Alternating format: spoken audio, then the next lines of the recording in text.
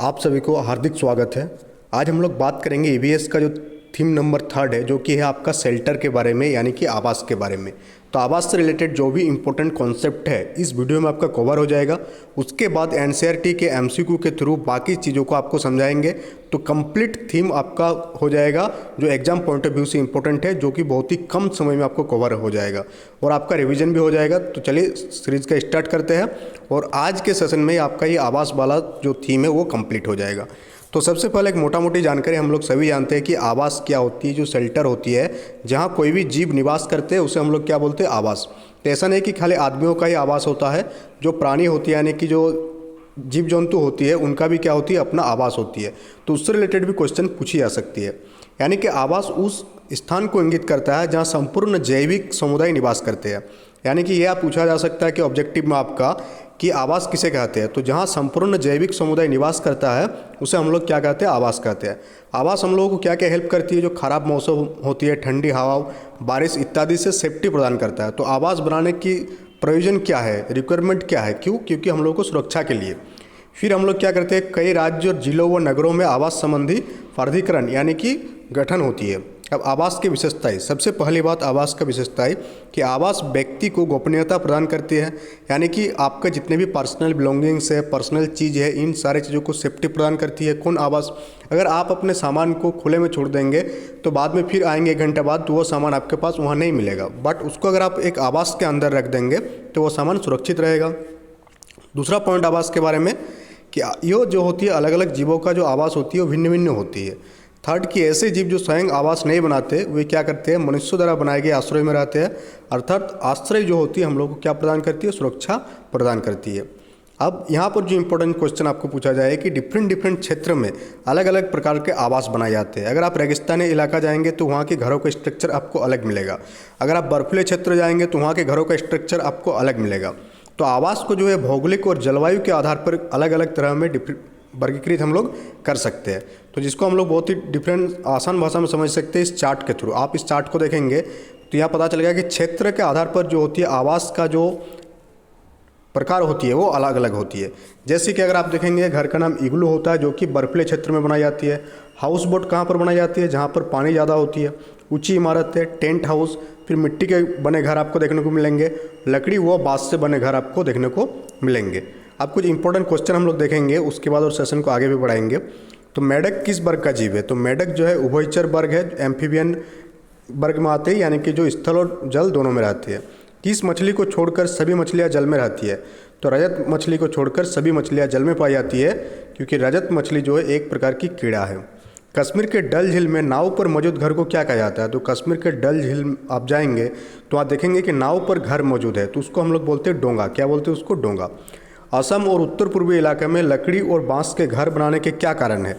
आप अगर असम जाएंगे या नॉर्थ ईस्टर्न के इलाका में जाएंगे तो देखेंगे जो घर है वो लकड़ी और बांस का बना हुआ है, क्योंकि उधर बाढ़ जो है फ्रिक्वेंटली आती है।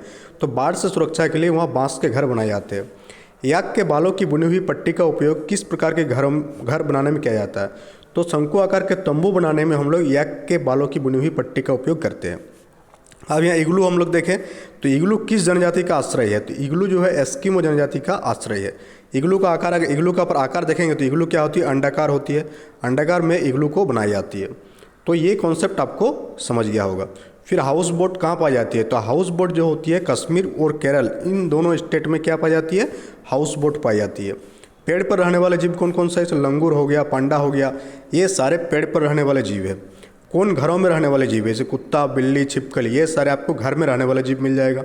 कौन सा जीव जंगलों में रहते हैं? जैसे शेर हो गया, हाथी हो गया, हिरन, गेंडा, ये सारे आपको जंगलों में रहने वाले जीव है। ये डॉल्फिन का निवास स्थल, तो गंगा नदी डॉल्फिन का निवास स्थल है।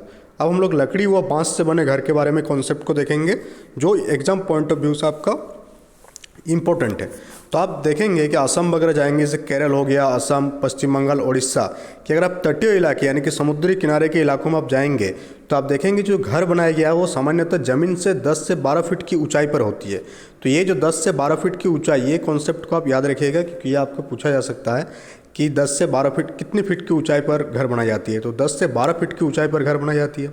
इसके पीछे का जो रीजन है वो क्या है? इसका प्रयोग बाढ़ के दुष्प्रभाव से बचने के लिए किया जाता है। और इस प्रकार का जो आवास होती है कौन कौन सा मटेरियल से बनाई जाती है? बांस और लकड़ी का उपयोग करके इस प्रकार की आवास बनाई जाती है। अब हम लोग देखेंगे इग्लू। तो इग्लू जो होती है किस आकार की होती है? गुंबदाकार होती है और इसका जो प्रवेश द्वार होती है काफ़ी छोटी होती है। किस एरिया में आपको देखने को मिलेगा इग्लू? तो भारत के उत्तरी हिस्सों में इस तरह के आवास देखने को मिलती है और यह एस्किमो शिकारियों का अस्थायी घर है, यानी कि स्थायी नहीं होती है, अस्थायी होती है। अब हम लोग हाउस बोट को देखेंगे। तो हाउस बोट जो होती है किसका बनी होती है? लकड़ी का बना होता है, जो हमेशा पानी में तैरते रहता है। ऐसे आवास जो होती है 70 to 80 फीट तक लंबा और 8 से 9 फीट चौड़े होती है। हाउस बोट का स्पेसिफिकेशन को आप याद रखिएगा, कितना फीट लंबा? 70 से 80 फीट लंबा और 8 से 9 फीट ये चौड़ा होती है। कश्मीर के हाउस बोटों की छतों पर नक्काशी पाई जाती है, जिसे ख़त्म बंद कहते हैं। ये पर्यटकों के लिए होती है। तो यहाँ पूछा जा सकता है कि ख़त्म बंद क्या है? तो कश्मीर के हाउस बोट के छतों पर जो नक्काशी होती है उसे क्या कहा जाता है? ख़त्म बंद कहा जाता है। तो हाउस बोट कौन कौन से राज्यों में? केरल और कश्मीर, इस प्रकार के राज्यों में क्या पाई जाती है? हाउस बोट पाई जाती है। अब ऊंची इमारतों के बारे में कॉन्सेप्ट हम लोग सभी जानते हैं, जो सीमेंट, ईंट, लोहा, स्टील इस सब चीज़ों से बनी होती है। अब हम लोग देखें टेंट हाउस। टेंट हाउस जो बनाई जाती है इसको याक के बालों की बनी हुई पट्टी का प्रयोग किया जाता है। तो ये आपका ऑब्जेक्टिव पूछा जा सकता है कि याक के बालों की बनी हुई पट्टी का प्रयोग किस प्रकार के घरों को बनाने में किया जाता है? तो टेंट हाउस को बनाने में किया जाता है जो कि अस्थायी प्रकार का होती है।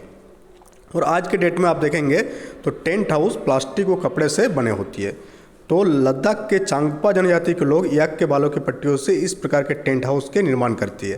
तो ये जो लद्दाख के चांगपा जनजाति है ये इंपॉर्टेंट हो जाती है एग्जाम पॉइंट ऑफ व्यू से, जिसे हम लोग रेबो कहते हैं। तो लद्दाख के जो चांगपा जनजाति जिस प्रकार के घर बनाते हैं उसे हम लोग क्या कहते हैं? रेबो कहते हैं, और जो याक के बालों से बनी होती है।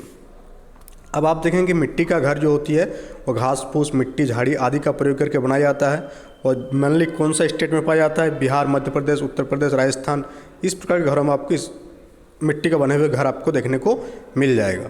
अब आवास से, शेल्टर से रिलेटेड सरकार कुछ कदम उठाए हैं, जिनमें से पहला है एक प्रधानमंत्री आवास योजना नगरीय यानी कि अर्बन, और मुख्यमंत्री आवास योजना ग्रामीण। तो अगर आप प्रधानमंत्री आवास योजना नगरीय के बारे में देखेंगे तो इसमें क्या है कि प्रधानमंत्री आवास योजना जो होती है कौन सा मंत्रालय के अधीन आती है? ये पूछा जा सकता है आपके एग्जाम में। वो कौन सा? शहरी विकास मंत्रालय के अंतर्गत ये योजना आती है। सरकार ने इस योजना को 3 फेज में विभाजित किया। कितना फेज में? 3 फेज। पहला फेज जो होगी आपका अप्रैल 2015 को शुरू किया गया और मार्च 2017 में ख़त्म हो गई। आपका जो दूसरा फेज है उसको कब शुरुआत किया गया? अप्रैल 2017 से शुरुआत हुई और मार्च 2019 में समाप्त हो गया ये वाला फेज। तीसरा फेज जो है आपका अप्रैल 2019 में शुरू किया गया और 2022 में इसको क्या कर दिया गया? समाप्त कर दिया गया। मुख्यमंत्री आवास योजना जो डिफरेंट स्टेट में पाई जाती है वो स्टेट लेवल पर उसका जो है फंडिंग होती है।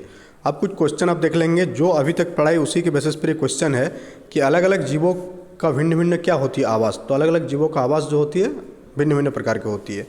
लकड़ी व बांस से बने घर को सामान्यतः ज़मीन से कितनी ऊंचाई होती है? 10 से 12 फीट की ऊंचाई होती है। एस्किमो शिकारियों का अस्थायी घर कौन सा होता है? इग्लू जो होती है एस्किमो शिकारियों का अस्थायी घर होती है। कश्मीर के हाउस बोट की छतों पर नक्काशी पाई जाती है, जिसे क्या कहा जाता है? ख़त्म बंद कहा जाती है। चांगपा जनजाति किस क्षेत्र में पाई जाती है? तो लद्दाख में जो है चांगपा जनजाति पाई जाती है। तो रेबो क्या है? याक के बालों के पट्टियों से बने टेंट को हम लोग रेबो कहते हैं। प्रधानमंत्री आवास योजना कब प्रारंभ की गई थी? तो जून 2015 में इसकी शुरुआत की गई थी। फिर ये क्वेश्चन आप देखेंगे कि मानवीय गतिविधियों के लिए जिनके आवासीय क्षेत्रों को निषिद्ध घोषित कर दिया गया वो है जारवा जनजाति के निषिद्ध घोषित कर दिया गया। भूभाग की दृष्टि से भारत का सबसे बड़ा संघ राज्य क्षेत्र कौन सा है? तो लद्दाख जो है सबसे बड़ा संघ राज्य क्षेत्र है भूभाग की दृष्टि से। रसोई घर को लाल बांग्ला कहने वाले जनजाति भुंजिया जनजाति जो है रसोई घर को लाल बांग्ला कहते हैं।